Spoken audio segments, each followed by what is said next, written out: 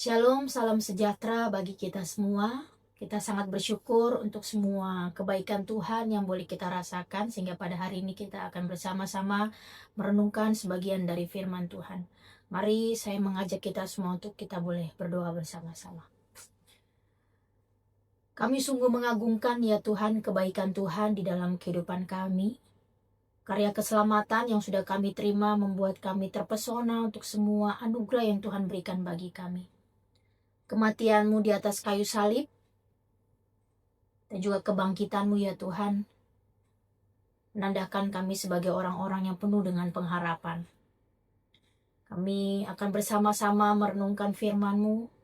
Kiranya firman-Mu ini boleh menjadi kekuatan bagi kami untuk kami menjalani kehidupan kami. Berkati setiap kami yang mendengar, bahkan hamba-Mu yang akan menyampaikan firman-Mu ya Tuhan. Hanya di dalam nama Tuhan Yesus kami berdoa. Amin.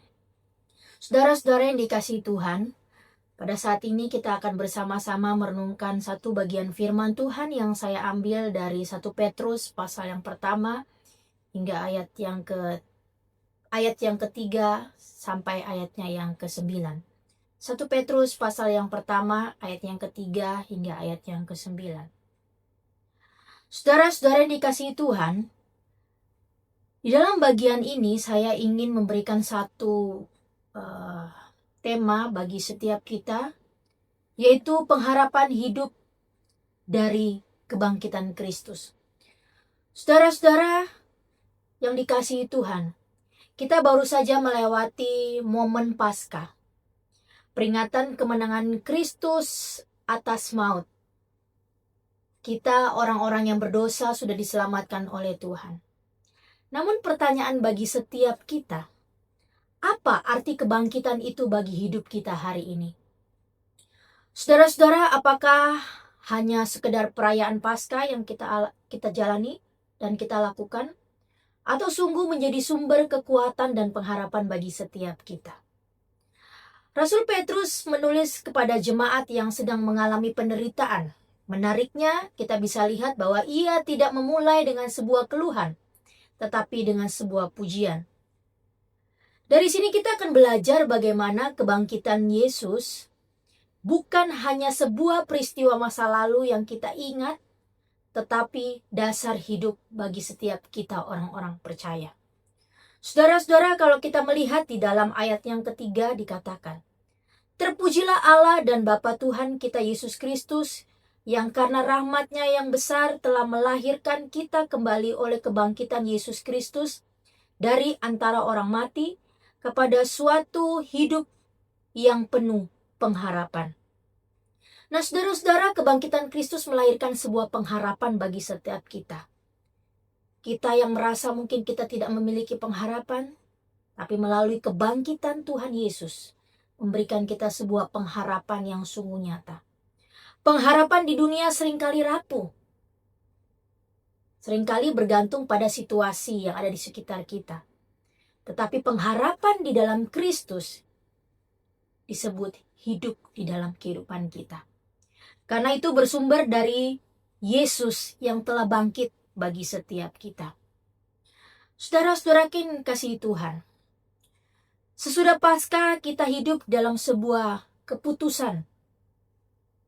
Sekalipun keadaan sulit yang kita hadapi, mari saya mengajak kita semua, tidak ada alasan di dalam kehidupan kita untuk kita memiliki pengharapan.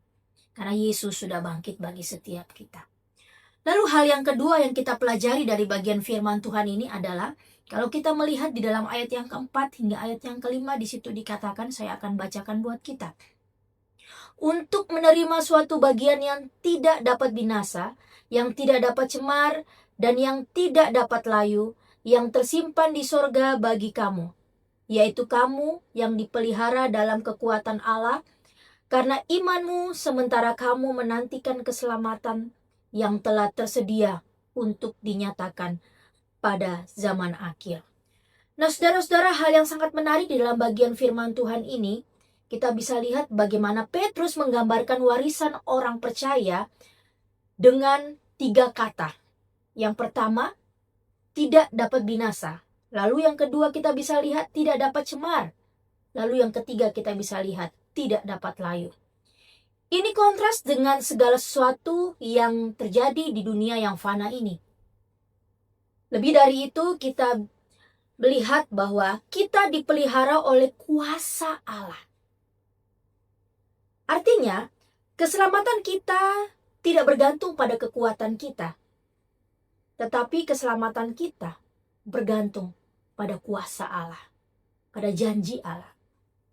Nah, saudara-saudara, dalam ayat yang keempat hingga ayat yang kelima ini saya ingin mengajak setiap kita untuk melihat bahwa setelah kebangkitan Tuhan Yesus, kita diingatkan bagaimana masa depan kita aman di dalam tangan Tuhan. Kita tidak perlu khawatir, tidak perlu ragu, tidak perlu putus asa. Kita tidak perlu hidup mengatakan Tuhan saya tidak bisa. Tetapi kita punya keyakinan bahwa Tuhan menjamin kehidupan kita kalau kita mau sungguh-sungguh taat mengikuti Tuhan.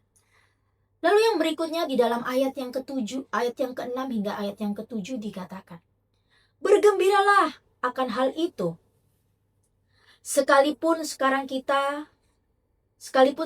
ini kamu seketika harus berduka cita oleh berbagai-bagai pencobaan.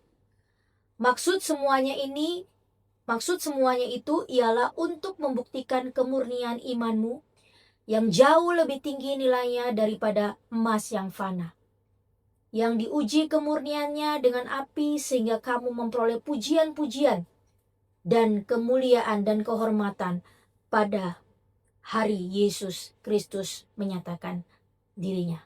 Saudara-saudara yang dikasihi Tuhan, ketika kita masih hidup di dalam dunia ini, saya percaya saya dan Bapak Ibu Saudara, kita berada di dalam sebuah pencobaan-pencobaan kita masing-masing. Mungkin pencobaan-pencobaan kita tidak sama. Mungkin salib kita tidak sama yang kita pikul. Namun dalam firman Tuhan ini kita bisa melihat bahwa bergembiralah akan hal itu, sekalipun kita berduka cita oleh berbagai pencobaan.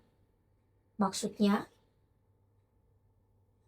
di saat kita bisa berdiri di tengah-tengah pencobaan yang kita alami, itu adalah bukti kemurnian iman kita kepada Tuhan. Saudara-saudara yang dikasihi Tuhan, dalam bagian ini kita belajar bahwa penderitaan bukan tanda Tuhan meninggalkan kita. Bukan adalah Tuhan sedang menghukum kita, melainkan sebuah proses perjalanan pembentukan iman kita ketika kita mengikuti Tuhan. Jadi kita jangan berpikir bahwa ketika saat ini kita mengalami sebuah pencobaan, aduh, Tuhan sedang menghukum kita.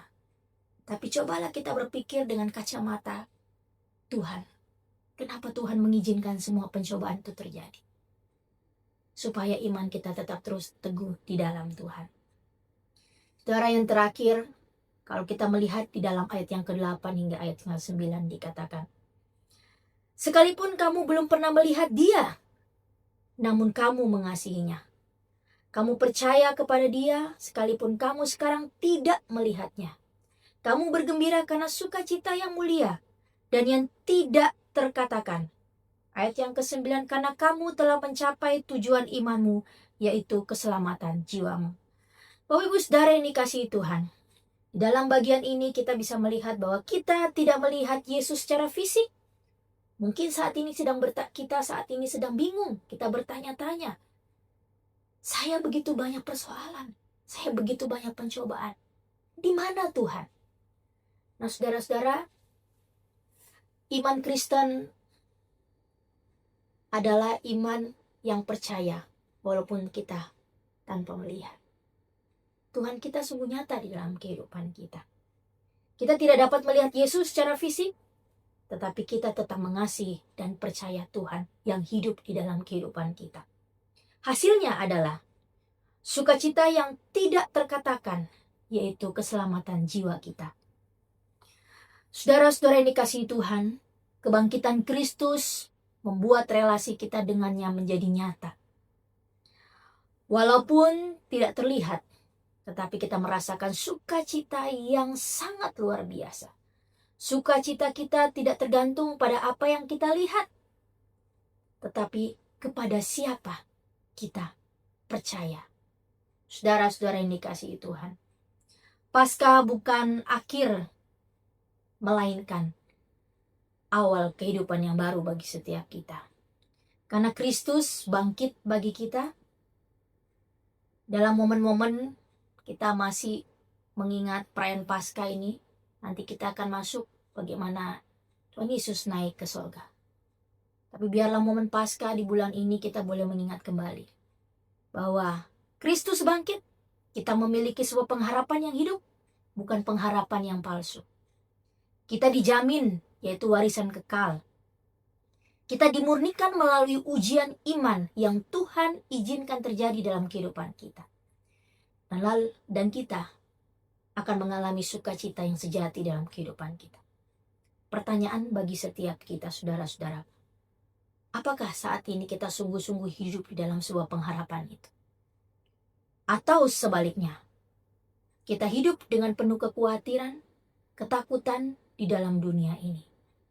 Mari saya mengajak kita semua, kita terus hidup sebagai orang-orang yang telah mengalami kuasa kebangkitan itu. Bukan hanya merayakan Paskah, bukan hanya kita di dalam gereja, kita datang ke gereja, kita bersenang-senang, merayakan Paskah di gereja.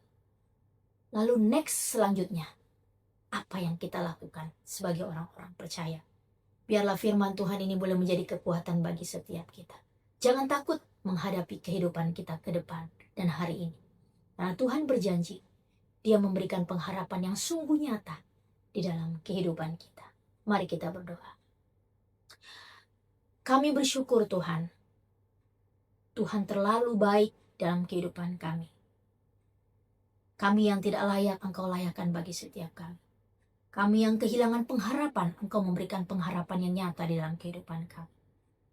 Biarlah firman Tuhan ini boleh menjadi kekuatan bagi kami, untuk kami boleh melangkah ke depan bersama dengan Tuhan. Karena kami tahu, kami memiliki pengharapan yang sungguh nyata. Hanya di dalam nama Tuhan Yesus kami berdoa. Amin.